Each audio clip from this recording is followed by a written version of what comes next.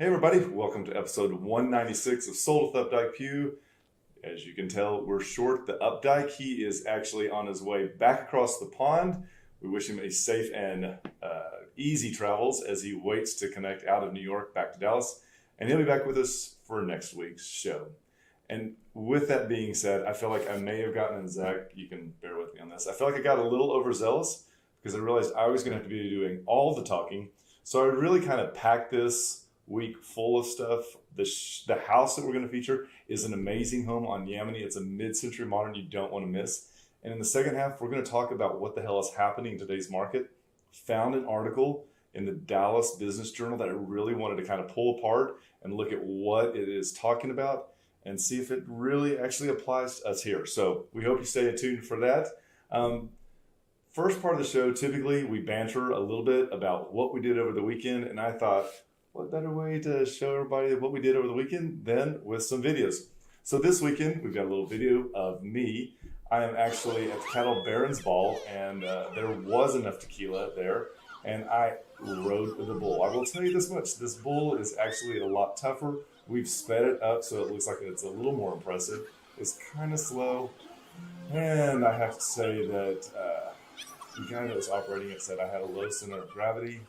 I don't know whether to take that as a compliment or for the fact that I need to be at the gym a lot more. Anyway, it was a great time, great fundraiser for Cancer Society of America. So if you haven't, check it out, and we'll see you there next year. Now we're going to talk to Jeff. Hey, Jeff, what did you do this weekend? Jeff, we got some pictures of him overseas. Was in England, and this is him. He just happened to be over there at the time of the funeral for the Queen. And then here's him also at Big Bend. I believe that's what that is. If I'm not, I'm sure someone will make a correction on that. And he's also here trying to, I don't know, I hope he knows that that's a telephone and not a restroom. Either way, we hope you had a great time, Jeff. It was easy here. It looks like the Fed has raised rates. We'll stay tuned for that and see how that does make an impression on the mortgage rates as we go forward into the fourth quarter of this year. So we're really lucky because Chris Kelly every Friday provides us with what he calls Real Estate Roadmap. There were some really interesting slides in last week's slide deck, and we wanted to bring them forward and look at them with you. And the first one that we're going to talk about is actually inventory in the United States. And this is over several years. And as you can see, the left-hand side of the column is units, and time is on the bottom half side. On the far right, it shows that is the current date with 552,000 units on the market, and that probably is going to be the high, but you can see that that is greater than the 2021, which was 437, and yet still not quite to 2021, which is 584. Once we get back to that number in 2019, we can go back to that slide real quick.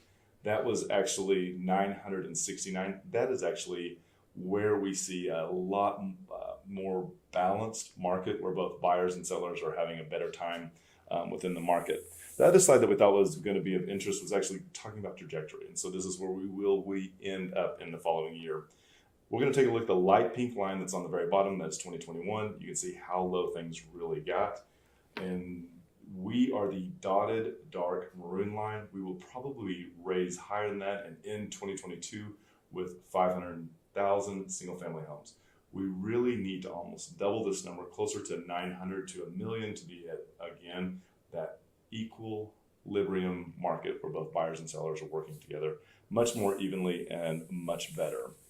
Shifting gears, we also had a really great office meeting this week, and we had an actual speaker come in from the Dallas County Appraisal District. And I thought it was really interesting, some of the elements they brought up. Here's a couple of the slides that we took from them. And this actually talks about how many appraisals they did this year. And they did 600,000 of 662. So that's 91% of the homes that were ready to be appraised, or it was time for them to be appraised, they were able to get after. And that is a really large number. Even by the standards of the speaker, she said that was really aggressive. So they did do quite a bit.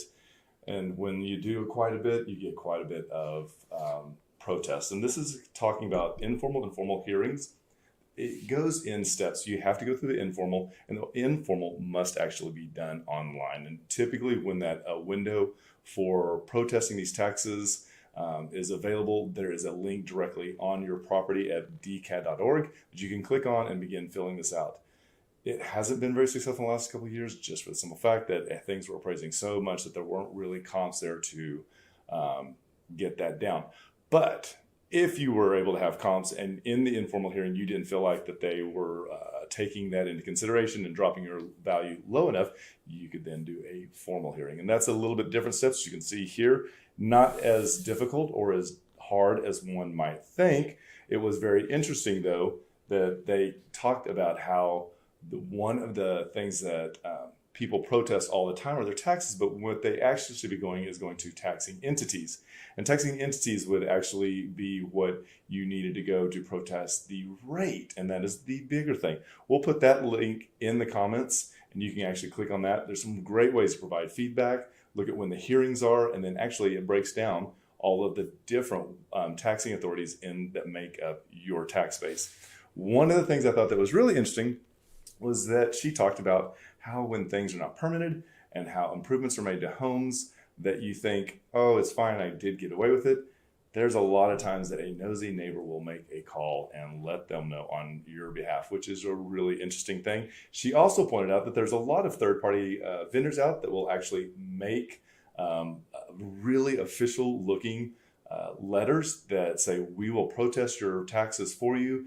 And if they do get them lowered, or if there is a homestead that hasn't been filed and there is a refund that needs to be returned to the homeowner, it actually is returned to the person that actually files for the homestead. And so when these third parties, when they list the address, they get the money sent to them instead of yourself. So yeah, this is another reason for you to fill out your homestead and your tax exemptions. So if you have questions about that, let us know and we'll be happy to take that in and let you know.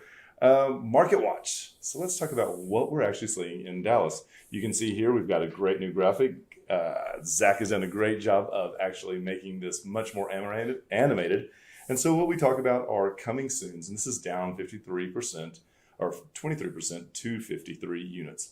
This is not a required field, so this isn't that big of a gauge. But when we shift over to new active listings, there were 440 that came on the market, which was a decrease of 2%. Now, take in mind that last week we were up 22%, so you're seeing here a little bit of a leveling off. Option period. Now, this is when a contract has been executed and the buyer is in that window and is able to do their due diligence and make inspections on the property. This is actually also down to 340 units, which is down 5%. 5% is actually 9 units. So it's not like a massive number. Again, we're just looking at Dallas over the last 7 days. Pendings are up 1% to 167 units. Solds are also up 8% at 324. This is also indicative of last week. Last week we had more that were in the option period. We had more that were in pending. So that, of course, means that this week we'll have more that are going under contract and closing. So we also wanted to point out that mortgage rates are now 6.125 for conforming.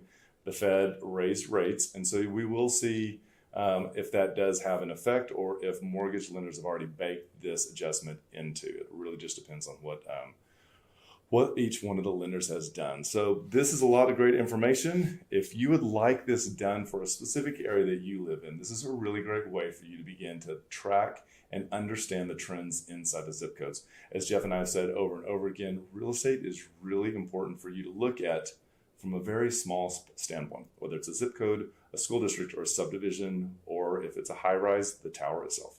These really are the components that make up the real estate that you could be interested in. Large sweeping strokes and comments from a national average, they're really just kind of a fair weather, but don't always and usually don't subscribe to Dallas and North Texas. So with that, our first the house that we're going to look at today is going to be 7846 Yamini Road. And this is a 3-bedroom, 2-bath, and it is a 2-car carport, 2,500 square feet. And as you can see here, it is really in a great area of Dallas. It's close enough, but not too close to Central or 75, depending on what you remember it as. And this will actually take you both into downtown and up to Frisco and to Plano. You're close enough to 635 that it makes it really easy to get to DFW Airport, which would take you from 635 to the north entrance, and you can still get quite quickly over to Love Field. It's a great area, lots and lots of neighborhoods, and as we point out about some of the important elements over here, you will be surprised at the number of, let's talk about the restaurants.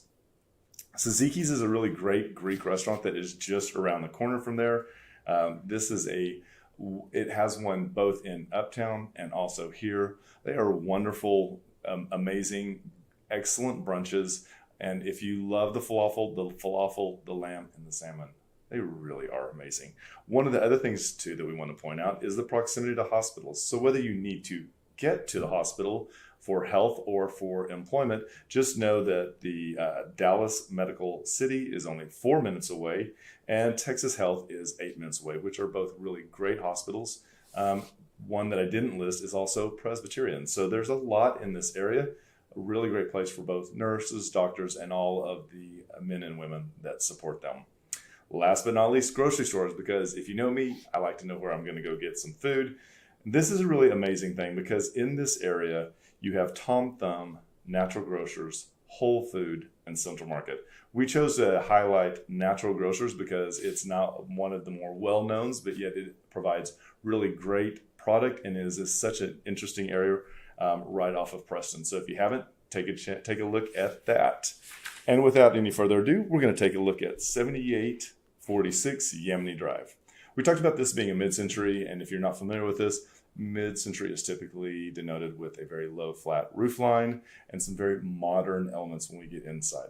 One of the most amazing things about this is a 0.453 acre home, and it is so well preserved. A lot of times houses, when they're remodeled throughout their life cycle, they really can lose some of the charm, and this is one of those houses that did not. We see a lot of elements where we're bringing in both the stone from the front flower bed, and we use it as an architect wall in this detailing that also goes past the wall of glass to the outside. That in and of itself is one of the big elements inside of mid-century modern, is that they share indoor and outdoor elements. This is a really large living room. It has a capacity to be a wood-burning fireplace, but as you can see, it does have logs here. It is a really easy and symmetrical, well-lit room. So I like to point out that in this element, you can see how we have lighting that is above the architectural wood detailing that has more of an incandescent light, with still having those pops of light for both the art and for just the normal everyday living. This is a great floor plan. As you can see, the living room is able to be divided into both a formal large seating area and then a smaller, more intimate reading and TV area.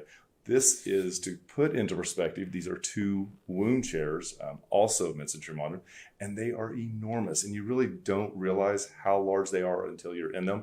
So for this room to be able to hold 2 wound chairs, 2 ottomans, a platener table between, and a platener table on the side, this is a really great and special room. There's also a toward chandelier in this room that makes it just that much more special. Now, typically we don't feature the outdoor until the very end, but because of the way that this works so well with this front living room, we thought it'd be really a great time to highlight it and see that this is a way for you to continue to open up and enjoy the outside, both with art and with seating and a lot of space. As I said before earlier, this is a 0.453 acre lot, which is a really good size. Now, if you didn't think this was enough in this backyard, there's also a koi pond. And this koi pond is really well done. It has both stones that flow inside, and as you see, they are also connecting to the outside. The Japanese topiaries there as well, Japanese maples. So much of the mid-century modern was taken from Japanese architecture that this is a really good throwback to what it was and how it was inspired. This is a really great kitchen. This kitchen it has an eat-in dining room that seats 8 comfortably and has a really great two-sided wall of glass, and it transitions back into this galley kitchen. Now, the galley kitchen in itself is also an eat-in kitchen. They seat 4 comfortably, probably 5 there at the overhanging kitchen island. Electric range there with hood, and it has great lighting above the all wood cabinets. One of the unique features as I was touring this house with the homeowner was that we were both loved this countertop that they have here, but also she was so surprised because this is the exact same countertop that she has in one of her bathrooms. Great thing about a galley kitchen is that it really does help people move through, whether it's for a party or whether it's for dinner. Setting up is easy, but one of the great things too is that not everybody hangs around in their kitchen. Now, as you transition, one of the great things about this mid-century modern home is that we're going to move down the hallway, and this is where the bedrooms are. And it's really unique because it's not separated. They all go down one central hallway. And as we talked about earlier, the stone being incorporated to create an indoor-outdoor feel, the same is done in the first bedroom that you see here. This bedroom, they've done a really interesting element. They've added leather panels to the doors for the closet, and that continued soft lighting in the soffits there continues here, making it a really warm and easy room. This one is set up perfectly as an office, but it, of course, fits as a master as well. Now, as a regular bedroom as well. Now, one of the things they did in this bathroom is that they actually made it almost like a master. So it's got double sinks, nice windows that are frosted, and then you have this really great step-in shower. And as you step further down the hall, you come into this master bedroom. Master bedroom is really great. It was so interesting as we were touring it, another one of the agents came through and was really curious and loved this drop-down acoustic architectural piece. And when you transition into this wonderful, well remodeled master bathroom with heated floors, it is spot on for everything. Sculpture tub, step-in shower. There is just a continuity both with the color, given the size of the space, that really just helps. Like we talked about earlier, the indoor to the outdoor with a stone, same thing happens here where we take the same tile from inside the shower, carry it along the wall, and it just creates a more cohesive feel in this space. And again, I wanted to highlight, this is the front corner, that window, that corner of windows right there, that is actually the master. So it does allow you to kind of get an idea and scope of how truly big this house is and the lot that it sits on. Again, let's pull back a little bit and take in both the seating area, the art sculpture, and the koi pond, just to kind of really wrap your head around it. Visiting with the listing agent, it was made clear that you could very easily fence off this backyard. So this is 7846 Yamini Drive, 3-bedroom, 2-bath, 2-car carport, built in 1957, just at 2,500 square feet, priced at $1.2 million. Then it comes in at $480 a square foot. And we want to say thank you so much to Marlene Jaffe for allowing us to feature your home. Now, one of the things we like to do is actually provide a link to this so that you can click on it at your leisure, talk about it with your friends, family, coworkers, and share it with them as well digitally. And if you'd like to see it, let us know. If there's another house in the neighborhood, we'd be happy to show that to you. And so right now, we're going to take a little commercial break, and we hope you'll tune in. We'll be right back. Did you know there are a lot of ways you can keep up with us? For starters, every Wednesday at noon, we host Sold with Updike Pew, live from our Facebook and YouTube channels. Our show is dedicated to featuring some of the best homes in the Dallas market and about sharing timely information about market trends. But don't worry if you miss the show, because you can always listen to them on SoundCloud, iTunes, and Spotify. Still want more? Follow us on Instagram, where you get a first-hand look at what it's like to be a realtor. It's not always previewing homes for clients or getting them ready to go live in MLS. Lastly, visit our website and you'll be able to create a custom home search tailored specifically to your wants and needs that's timely and accurate. Whether it's square foot, location, or the neighborhood, we have you covered. If you'd like to know how much your home is worth, we can help with that too. Just visit homeprice.fyi, enter a few pieces of information like your home address, and we'll email you a price. When you're ready to talk real estate, you can reach us online, by phone, or by text at 214-377-2223. And remember, we want to be realtors for life.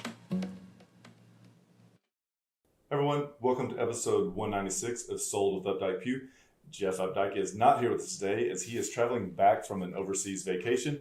He will be back in the studio with us next week. But in the meantime, we wanted to talk our second segment about what the hell is happening. Home price correction, rent or buy.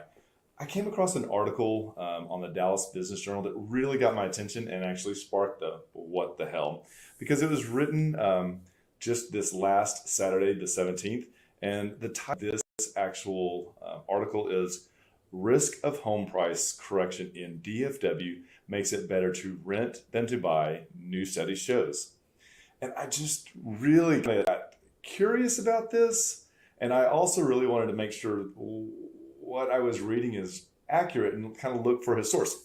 And so it's kind of interesting because I thought that he probably did not write this headline, but that it started with risk. And it talks kind of in a negative term that things are going to change. And going through what we just went through, I think that most realtors that you will talk to would agree that slowing down and the appreciation rate slowing down is actually a good thing. And is it something that we're going to see over the long term? Are we going to see a little bit of a retraction? We'll talk about that. In this article, I also felt like there were elements where there's a little bit of contradiction. And it wasn't until a little bit deeper into the actual article where it actually began to reveal itself that maybe we're okay, and that was just a sizzle, kind of like my what the hell is a sizzle. And so I wanted to kind of like bring this article forward. This article talks about, as it begins, it talks about how DFW ranks 7th in measuring relative cost of owning to renting in 100 metropolitan areas nationwide. And that probably okay to compare for the simple fact that we have in our metropolitan area, uptown and the surrounding areas, we probably have more high-end apartments than almost everybody. And so that kind of throws the numbers per capita off. It's not like they're building apartments that are $1,000 or $1,100. These apartments are really luxurious and have tons and tons of amenities. One of the things as he continues down is that he talks about how the apartment construction in Dallas is on track to have 2,300 new apartments, and that's actually 28. And actually, New York City actually is on track for 2,800. So that kind of puts that into perspective. That being said, it's kind of a joke here in Uptown that the state bird of Uptown is actually the tea crane, because there are so many of them in our area.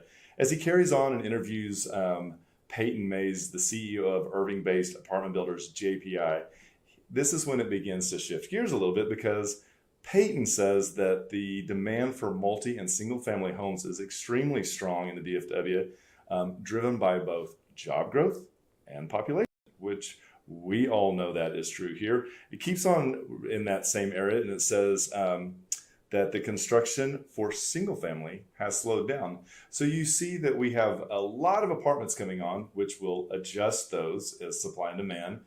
As the supply gets higher, you'll actually see the prices on those come down.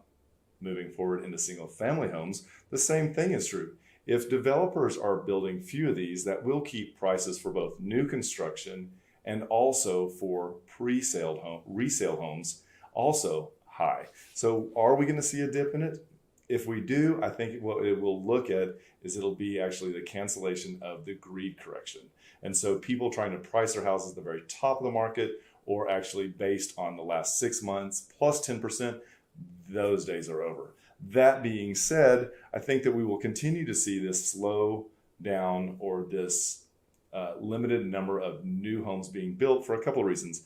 If you look back, we've got nervous builders who kept their eye on what just happened in 2021 with the slowdown in the supply chains, which really affected them much greater than they ever expected. Also, a lot of these developers were around in 2008 when they got caught with a ton of inventory in their hands. And that is just one of the keys to not being able to stand any type of inflation that could be on the horizon. That being said, I guess one of the last factors, given that we are now much more of a global economy, is that COVID in China continues to have rolling blackouts, which both affect the workforce there, which then in turn affects us getting product back to the States. One of the other elements I found interesting in this article is that Data Solutions also ranked DFW less vulnerable than most of the U.S. for a declining housing market. And so if we kind of read and just if we just read the headline and didn't read the article, we would think things were really terrible in DFW. But as you begin to pull this apart, you realize we're not. We're all doing really well here. It goes on to say that the property data provider calculator risked levels by measuring unemployment rates, affordability, foreclosures, and the number of owners that owe more on their mortgage than the property is worth. And those were all very low in the DFW area. I don't think that anyone in their right mind would ever let their house go into foreclosure here in Dallas. There is so much money in these homes, you can sell it and easily walk away with a profit. So there are probably won't be long-term price corrections here in the DFW. Again, as I said, you will see price reductions right now, both because of seasonal slowdown in the market, but also because of the greed correction, where agents and sellers really have to keep their eye on the inventory and take and not judge on the last 6 months plus 10%, as I said, and really only on the comps. So that is going to be one of the big things that we see. When I pulled the comps for the market watch earlier in the show, I talked about the active option period. And I wanted to point out that in the active option period, there were 340 units in the last 7 days that reached this status. And in this status, it was interesting that the median days on the market was 19. And that is really quick. And so I was like, well, what is it for average? And average did jump up to 24. But as we all know, a median is a much clearer look, because in the average, that takes in some of those really high and some of those really low, and it can skew what the outcome is. And 34 to 19 days is really a big difference. I also wanted to take a look at what closed numbers look like in the last 7 days, just because, again, it's so important to look at data locally, not from a national perspective. So when I looked at the close versus, there is a number that we look at that is the offer price that's original versus the close price.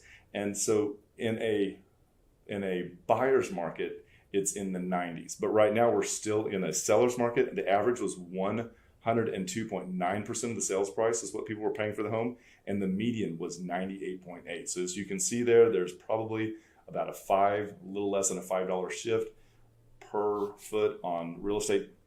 That is a really interesting number, because we are still staying really close to the actual original offer price, which again skews more towards a selling agent.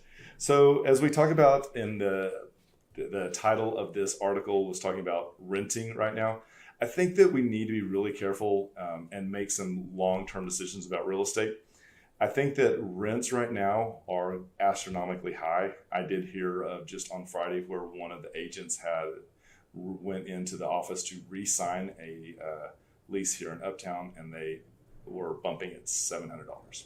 He ended up having to look further outside of Uptown. So that's one thing to keep in mind, is that your rent will go up every month, but your mortgage typically doesn't go up that much each year. Appreciation in the last 18 to 24 months. If you were in real estate and sold, we had so many clients that made so much money, 200, 250. We had another couple that closed and it appraised for $240,000 more than what they paid for it. These are not things that happen when you're actually renting. So these are things to keep in mind. Also, just remember, when the lease is done, there's no refund for any money that you have contributed to that, because you are paying the homeowner's mortgage and their taxes and insurance, versus when you sell your own house, there is typically money coming back to you. With that said, I just want to close that a lot of times large brushstrokes that are made about real estate from a national perspective are very difficult to calculate. If we're going to talk about large brushstrokes that affect real estate that way, it would be seasonal trends, mortgage rates, which are your percentages, and then also conforming limits. Those are pretty generic, and those I could trust. Everything else, I think it's so important for you to contact a trusted professional and experienced agent to help guide you through this. It is a really important time, especially given the fact that it's one of the most important and expensive investments that you and your family will make. I hope you found this interesting. I hope I wasn't too long-winded. I felt like I was trying to make up for a lot of Jeff, because he helps carry so much of this show with me. And with that, just remember, we want to be realtors for life. When you're ready to talk real estate, you can reach us online, by phone, or by text at 214-377-2682. 2223. And remember, we want to be realtors for life.